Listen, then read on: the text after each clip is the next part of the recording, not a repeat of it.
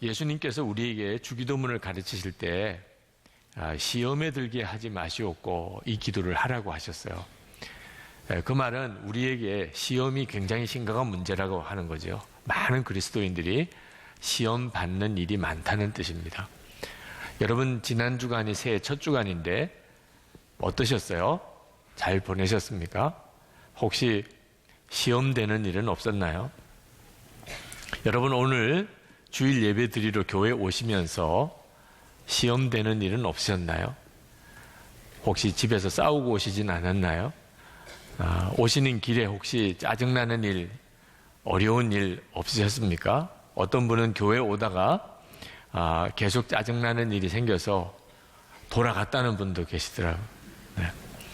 여러분, 차 주차하고 또 교회까지 들어오고 또 이렇게 교회에 들어와서 예배당 자리를 이렇게 앉는 일도 어떤 분들은 굉장히 시험되는 일이 많다고들 그러시더라고요. 우리 안내하시는 우리 주차 안내위원 또 예배 안내위원들 중에 청심환 먹고 안내하시는 분이 있으세요. 주일 안내도 쉬운 일이 아니에요.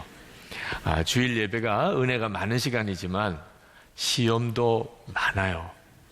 예배 끝나고 여러분 엘리베이터 타고 또 식당에서 또 주차장에서 어떤 시험이 여러분에게 또 있을지 몰라요. 사실 주일 예배 시간이 지금 한부 더 늘어난 예배인데 예배 참석하는 인원들, 교우들이 어려움을 겪는 일을 보면서 예배를 한부 더 늘렸습니다. 예배당을 증축하려는 계획도 세웠었어요. 주차장도 더 만들고. 그러나 언제까지 예배당 더 증축할 수 없잖아요. 이미 있는 이 예배당도 굉장히 큰 예배당인데 하나님이 기뻐하는 일 아니라고 생각이 들어서 더 이상 예배당 증축, 주차장 증축 안 하기로 결정을 하고 나니까 주일 예배 드리는 일이 굉장히 불편해졌습니다. 그러나 그것은 하나님을 경외함으로 우리가 극복할 수 있다고 믿었어요. 교회 여러분, 주일 예배 오시고 주차장 여러 불편하고 쉬운 일 아니 하더라도 정말 하나님을 경외함으로 여러분이 잘 감당해 주시기를 부탁을 드립니다. 성경에 시험이라고 나온 이 부분은 크게 두 가지 의미가 있습니다. 하나는 테스트라는 뜻이고 하나는 템테이션, 유혹이라는 뜻입니다. 하나님이 우리를 믿음이 자라도록 그래서 성숙하도록 우리를 훈련하시는 계기로 주시는 것이 테스트예요. 그게 시험이죠. 우리 학교 다닐 때 늘 시험 보잖아요. 또 하나가 마귀가 우리를 믿음이 무너지게 만들고 하나님을 부인하게 만들려고 주는 것이 템테이션, 유혹이에요. 이 시험에는 이 두 가지 의미가 다 있습니다. 하나님께서 우리를 시험하지 않으신다고 야고보서 1장 13절에 말씀하신 것은 그건 유혹하지 않으신다는 뜻이에요. 하나님은 아브라함을 독자 이삭을 바치라고 시험하셨다고 성경에 분명히 기록하고 있습니다. 하나님이 우리에게 이렇게 시험을 주시는 경우는 우리의 믿음이 자라게 하시려고 하심입니다. 결국은 복을 주시려고 하심이라고 신명기 8장 16절에 보면 결국은 우리에게 복을 주려고 하심이라 마침내 내게 복을 주려 하심이었느니라 그렇게 말씀하고 있어요. 근데 마귀가 우리를 유혹하는 것은 완전히 우리를 무너뜨리려고 함입니다. 욥이라는 사람이 하나님을 잘 믿어서 참 복되게 살았습니다. 마귀가 그걸 눈뜨고 못 보는 존재예요. 하나님 앞에 가서 막 하나님 앞에 따집니다. 잘해주니까 저렇게 잘 믿는 거죠. 조금만 어려움을 줘보세요. 사람은 다 하나님을 부인하고 욕하고 떠납니다. 하나님이 그러면 한번 욥을 시험해 보라고 허락해 주었습니다. 마귀가 욥의 모든 재산 다 뺏어가고 자녀들 다 죽이고 욥의 몸에 악창이 생기고 아내마저도 하나님을 저주하고 죽으라고 악담을 하고 그렇게 믿었던 친구들이 정죄하고 욥이 겪은 어려움은 말할 수가 없었어요. 그때 마귀가 원하는 것은 하나였어요. 욥기 1장 11절에 보면 틀림없이 주를 향하여 욕하지 않겠나이까. 시험하면, 하여튼 좋은 거 뺏어가면 그러면 반드시 하나님을 욕할 것이라. 마귀가 우리에게 시험을 주면서 마귀가 목적하고 있는 것은 하나님 부인하라, 하나님 욕해라 하는 거죠. 그러나 시험을 이렇게 테스트와 또는 유혹 이렇게 구분하는 것은 우리가 이해하기 쉽게 하기 위해서 설명을 그렇게 하는 거죠. 성경에는 구분이 안 돼요. 우리가 실제로 경험상으로도 이거 구분이 안 됩니다. 이게 하나님이 시험하는 것일까? 마귀가 유혹하는 것일까? 함께 섞여 있어요. 우리로서는 그것을 구분해낼 방법이 없어요. 하나님께서 아담을 위해서 선악과를 만드셨어요. 아담을 위해서 만드신 거예요. 그런데 마귀가 선악과를 가지고 아담을 죄짓게 만들어버렸습니다. 마귀가 욥을 무너뜨리려고 시험했어요. 근데 하나님은 그것이 욥에게 유익함을 줄 줄로 믿고 허락해 주었어요. 마태복음 4장 1절에 보면 성령께서 예수님을 마귀에게 시험을 받게 하시려고 광야로 내모셨어요. 그러니까 하나님이 하시는 일과 마귀의 시험이 이렇게 함께 섞여 있어요. 그러니까 어떤 게 마귀 시험인지 어떤 게 하나님의 시험인지 구분하는 것은 사실 의미가 없습니다. 분명히 믿으실 것은 마귀가 우리를 넘어뜨리려고 역사하지만 하나님은 그것이 우리에게 유익하게 되도록 만드신다는 거예요. 그러니까 여러분, 시험을 무서워하지 마세요. 시험은 여러분에게 유익을 준다고 믿으세요. 이건 대단히 중요해요. 우리가 시험을 만날 때 마음에 싫어하는 마음과 두려운 마음이 드니까 시험을 이겨내지 못하는 거예요. 시험이 내게 유익하다.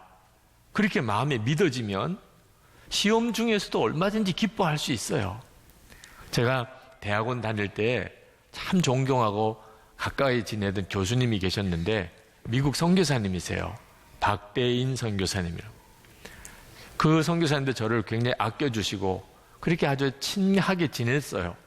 그런데 수업 시간에, 세미나 시간에 유난히 저에게 까다롭게 하시고 어려운 질문을 하시고 그래서 마음이 많이 상했습니다. 아니 이렇게 가까운 줄 알았더니 나를 이렇게 힘들게 하시는구나. 그게 마음이 한동안 서운했어요. 그런데 한번 어느 선배님이 지나가는 길 이야기처럼 그 박대인 교수님은 자기가 좋아하고 아주 주목해 보는 학생에게 유난히 까다로운 질문과 과제를 주고 힘들게 그렇게 공부를 시킨다는 거죠. 제가 그 이야기 듣고 갑자기 마음에 응어리가 확 풀어졌어요. 그 다음 수업 시간에 또 아주 까다로운 질문을 또 제 발표에 대해서 뭔가 이렇게 자꾸 꼬투리를 잡으시는 것을 보고 기쁘더라니까요. 아, 나를 주목하고 계시는구나. 그래서 이렇게 하시는구나.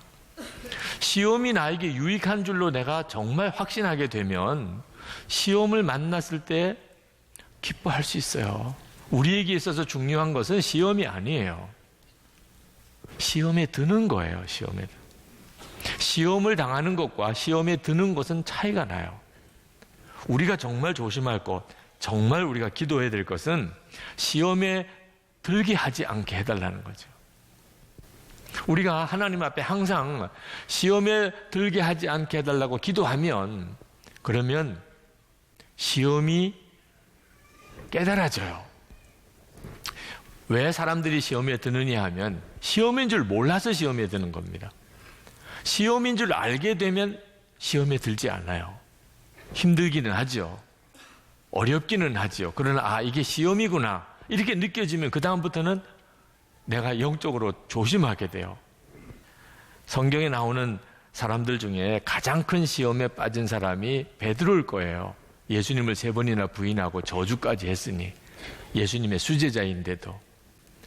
그런데 예수님은 이 베드로에게 그동안에 마귀가 너를 시험할 것이라는 말씀을 여러 번 해주셨어요.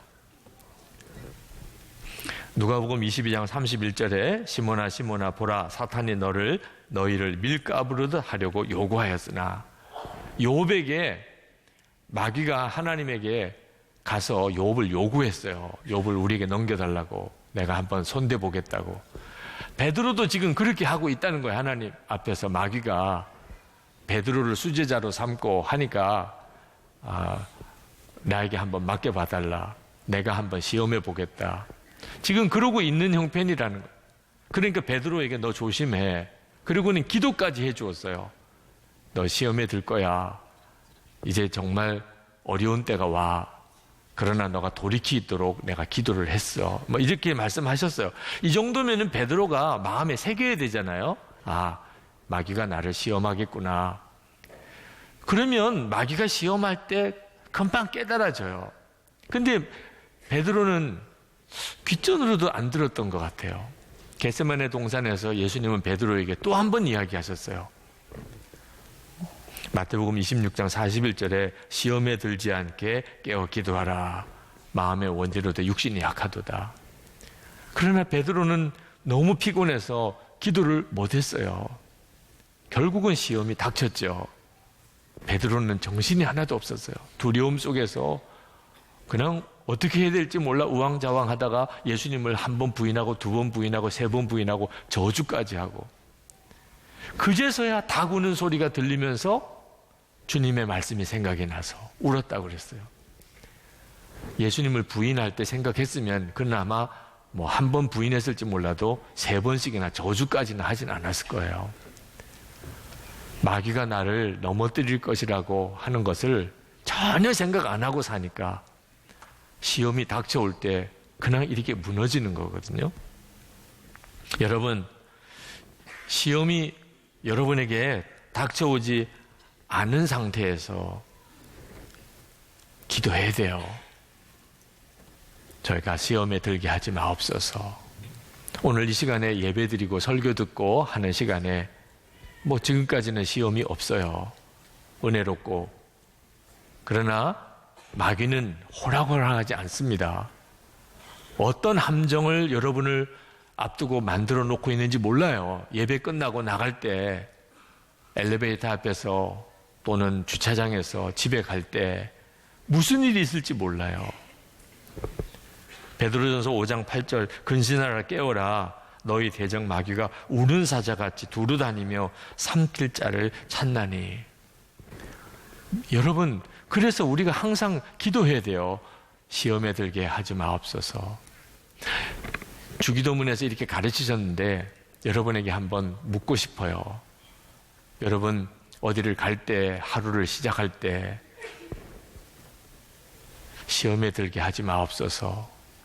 그렇게 기도하시나요? 하다못해 시장에 갈 때도, 시장 가면 시험 들 일이 얼마나 많아요. 이것도 사야 되겠고 저것도 사야 되겠고. 시험에 들게 하지 마옵소서.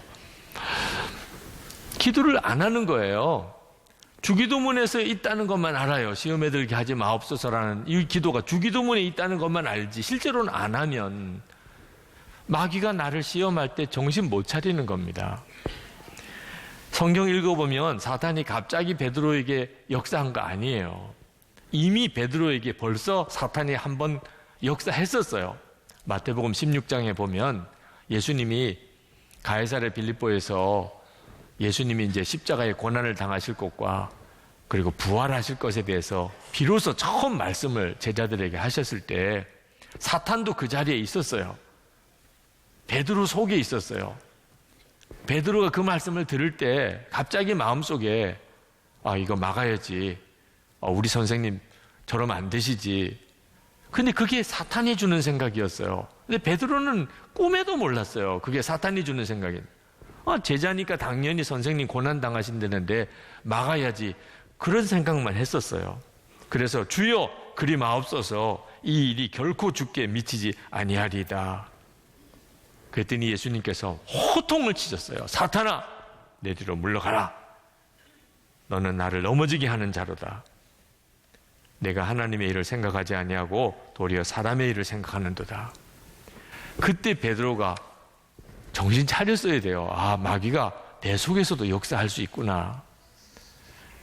그 베드로는 전혀 그 생각 안 했어요. 결국은 이렇게 무너지잖아요. 여러분, 가룟 유다가 예수님을 은 30에 팔았는데 역시 마귀가 주는 생각이었거든요. 예수를 팔려는 생각. 가룟 유다는 마귀가 자기 속에 들어와서 그런 생각을 넣어줄 거라고는 생각도 안 했어요. 그러니까 분별을 못한 거예요. 이게 마귀의 시험일 거라고. 아마 가룟 유다도 이게 시험이구나 이랬으면 아마 그렇게 안 했을 겁니다. 근데 마귀가 가룟 유다를 예수 팔 제자로 이렇게 딱 집어낸 것은 평소에 가룟 유다가 마음을 항상 그런 식으로 빼딱하게 가지고 있었기 때문입니다. 요한복음 12장에 보면 마리아가 향유 옥합을 예수님의 발등에 붓습니다. 그리고 자기 머리털로 씻어요.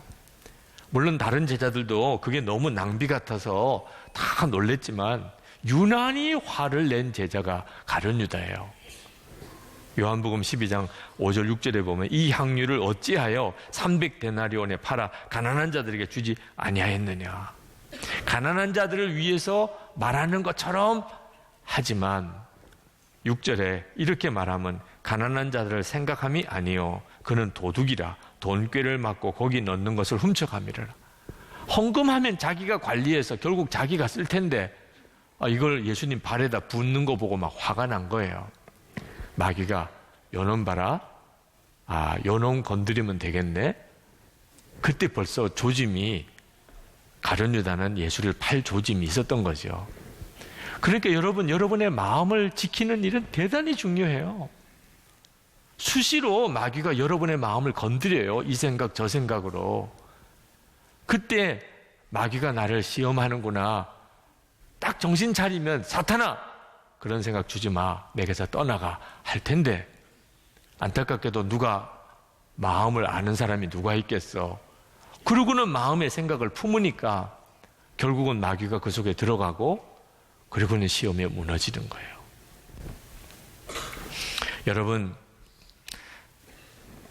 그런 뜻에서 마귀가 제일 싫어하는 게 주기도문이에요. 주기도문을 제대로 우리가 기도하면 마귀가 시험할 틈을 못 가지게 되니까. 여러분, 우리에게 주어진 이 주기도문이 얼마나 능력 있는 기도인지, 어떤 형편에서도 우리를 살려내는 기도예요. 주님과 이런 친밀함을 가지게 될 때 시험이 떠나요. 우리가 시험에 들게 하지 말아 달라고 기도해야 되지만 시험 이기는 핵심은요, 주님과의 친밀함이에요. 주님과 나 사이에 친밀한 사랑의 관계가 나를 시험에서 이기게 해줘요. 제가 성경에 있는 말씀 중에 참 잘 받아들여지지 않는 말씀 하나가 감당할 수 없는 시험은 안 주신다, 이 말씀이에요. 고린도 전서 10장 13절에 사람이 감당할 시험 밖에는 너희가 당한 것이 없나니 오직 하나님은 미쁘사 너희가 감당하지 못할 시험 당함을 허락하지 아니하시고 시험 당할 즈음에 또한 피할 길을 내사 너희로 능히 감당하게 하시느니라. 여러분, 이 말씀이 진짜 믿어지시나요? 저는 감당하지 못할 시험도 있는 것 같은데 성도들을 이렇게 만나보면요, 정말 기가 막힌 어려움 중에 빠진 분들이 있으세요. 어떻게 저걸 감당할 수 있을까? 이런 생각이 들 때가 있어요. 그런데 분명히 성경에는 감당치 못할 시험은 주신 적이 없다는 거예요. 근데 이 말씀에 답을 알았어요. 제가 24시간 주님을 바라보고 그리고 주님과의 관계가 놀랍게 달라지기 시작하면서 그렇다, 감당하지 못할 시험 주신 적 없다, 모든 시험은 다 감당할 수 있다 하는 확신이 들었어요. 그 감당할 수 있는 힘이 뭐냐면 예수 그리스도세요. 예수 그리스도, 그분을 사랑하고 내가 예수님이 나와 함께 계시는 게 믿어지면요, 감당 못할 시험 없어요. 어떤 시험도 다 이길 수 있어요. 성경에 큰 시험을 당한 사람, 스데반 집사 아마 대표적일 거예요. 부활의 예수님을 전했는데 돌에 맞아 죽는 거예요. 세상에 이보다 더 기가 막힌 일이 어디 있어요? 하나님 살아계시면 어떻게 이렇게 하실 수 있어요? 내가 다른 것도 아니고 예수님의 부활을 전했는데 이 사람들이 나에게 돌을 던지네. 진짜 시험 들 일이죠. 그런데 스데반 집사님은 자기에게 돌 던지는 자들을 위하여 예수님처럼 용서해달라고 기도하시고 그리고 순교하셨어요. 얼굴은 천사 얼굴처럼 시험에 들지 않은 거죠. 시험을 이긴 거예요. 아니, 스데반 집사가 어떻게 그럴 수 있었어요? 예수님을 보았기 때문이잖아요. 하늘이 열리고 예수님이 일어서서 내려다 보시는 것을 보고서 스데반 집사가 돌에 맞아 죽는 순교 순간에도 그는 시험에 들지 않고 시험을 이겼거든요. 그러니까 살아계신 주님과의 관계가 정말 실제고 깊어지고 주님을 사랑하기까지 되면 우리를 넘어뜨릴 시험은 없어요. 우리가 살다가 가시 같은 사람 한 사람을 만나도 밤잠을 못 자잖아요. 가시 같은 환경 때문에 그렇게 힘들잖아요. 그런데 하나님은요, 아담 이후로 모든 인류가 다 하나님께 가시 같은 존재였어요. 여러분, 이걸 도대체 이해할 수 있을까요? 저도 여러분도 하나님께는 다 가시 같은 존재예요. 어쩌면 하나님 마음 이해 못하고 어쩌면 그렇게 하나님께 속썩이고 모든 인류가 그렇다니까. 그 하나님의 마음에 있는 그 시험을 어떻게 감당해요? 예수님께서 겟세마네 동산에서 십자가 지시기 전에 그렇게 통곡과 눈물의 기도를 드릴 수밖에 없었던 이유, 하나님의 가슴에는 어떻게 보면은 정말 한이 맺혀도 한참을 맺혀 있는 분이세요. 그것을 우리 주님이 십자가에서 다 끌어안으시고 십자가에 죽으신 거거든요. 저는 주님이 저를 위해서 그렇게 심한 통곡과 눈물의 기도를 드렸다는 것을 히브리서를 읽으면서 충격을 받았어요. 그래서 주님을 이렇게 바라볼 때 제게 이렇게 비춰지는 예수님의 모습은요, 눈물이 가득하신 분이에요. 나를 위해서 그렇게 심한 통곡과 눈물을 흘리신 분. 그 주님의 눈을 바라보면요, 가시 같은 사람 없어져요. 가시 같은 환경 없어져요. 나 위에서 그렇게 눈물로 기도하신 주님을 바라보면 시험될 일 없어져요.